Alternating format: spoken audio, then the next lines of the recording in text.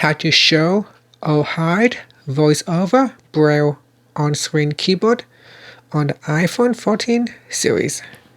First, let's go back to the home screen by swiping up at the bottom of the screen. On the home screen, tap on Settings, and in Settings, swipe up to go down. In here, tap on Accessibility, then tap on VoiceOver. Next, go down and tap on Braille, and go down here and tap on tap on Show on-screen keyboard. Tap on that toggle button to switch it on or turn it off, and this will allow you to show or hide the on-screen keyboard for voice-over Braille on the iPhone 14 series. Finally, you can tap on the back key to go back to Settings, or swipe up to go back to the home screen. Thank you for watching this video. Please subscribe to my channel for more videos.